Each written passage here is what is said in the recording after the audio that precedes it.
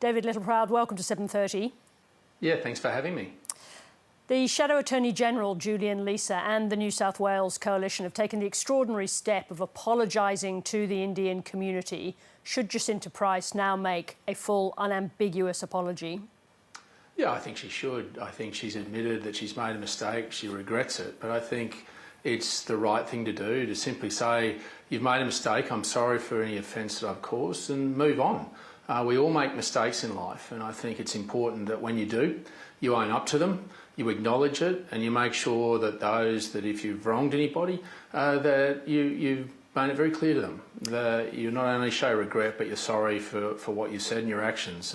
We all get into these predicaments as politicians from time to time, and I just think that's a sensible thing to do, and I think that's what the Australian community would expect of her, and I think we should then focus in on our job, which is what they sent us there, is to hold the government to account. That's what they expect us to do, not to be talking about this, but be talking about their future and Australia's challenges that they've got from this government. Now, Susan Lee won't apologise either, and the distress in the Indian community clearly continues to run high.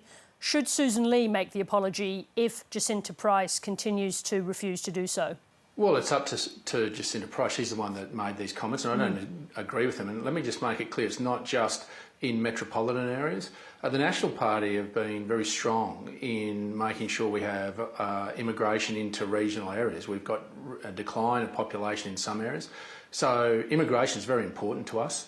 In fact, the Deputy Leader of the National Party in New South Wales, Ganesh Singh, is an Indian Australian who's doing an amazing job, and quite frankly we need immigration. What the issue is the amount of immigration and the skills that we're bringing in, and that's the priority we should have. But if Susan wants to make that, that's up to her. It's a matter for her and Jacinta to work through. But I think the first thing is for Jacinta just to say, I've got it wrong. She's already said that. Why not just say sorry, and we can all move on. But it's up to her. She's the one that's made the comments, not Susan Lee. All right, but she's not doing that. She's had a number of days to make that decision. She's clearly decided that she's not doing that.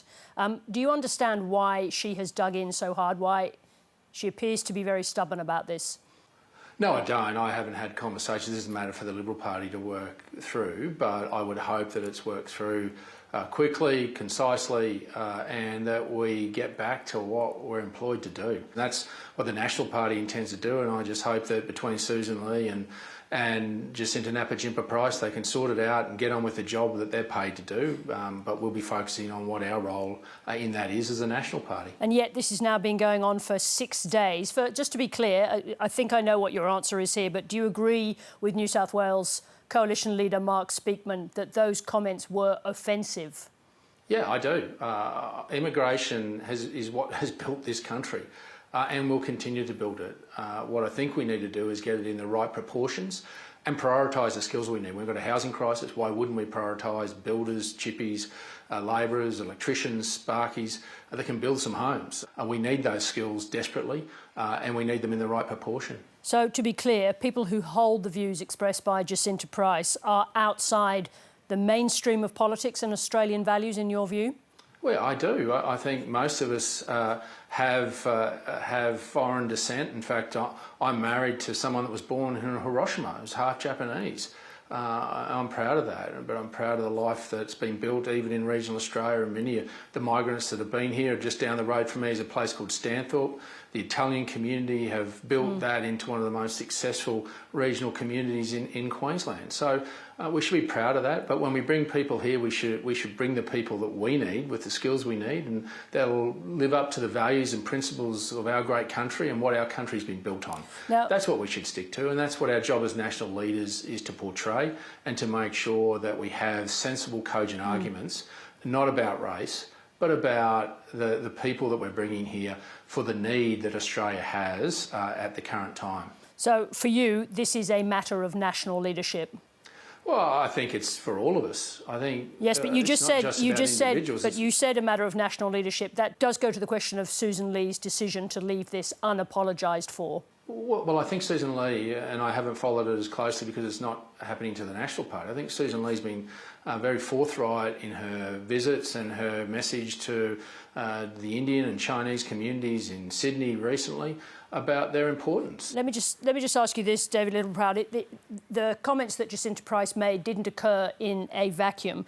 Crucially, they came after the protests that had occurred the previous Sunday that claimed that high Indian immigration was replacing white or European Australians. Do you agree that that's a racist assertion? Well, yeah, we don't have a race-based immigration model in this country.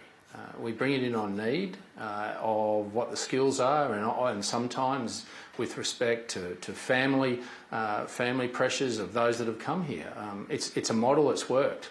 I think the issue when those protests were about was about the scale of migration that's happened. And about the lack of prioritisation of the skills that we need. Well, if we get back to first principles, that's what many of those people were marching. There were some that marched that latched themselves onto that didn't have.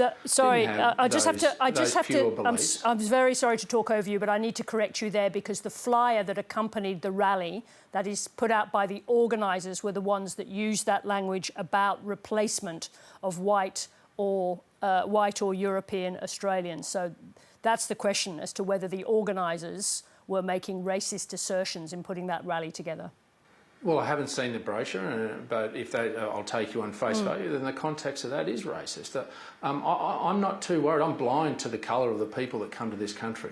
Most regional Australians are. They want people that are going to come to this country and contribute. When we've got a skills shortage out here and we're pouring people into capital cities without the skills that we need in this country, then of course many of those people that marched on those rallies, I doubt would have seen that flyer, but they marched for a principle around getting a migration policy that worked. When they struggle to see their kids being able to get a home, to be able to own a home, let alone rent one, and when we're prioritising just pouring in people without the right skills, that's a lever the government can pull without costing the Australian taxpayer a cent. But yeah, this government hasn't bothered to do it. Now, that's created anger. That's a vacuum of leadership from the Prime Minister, not from the Australian people. They've got every right to assemble and to put their point of view. Now, if it's racist, then they've crossed the line, and I don't support that.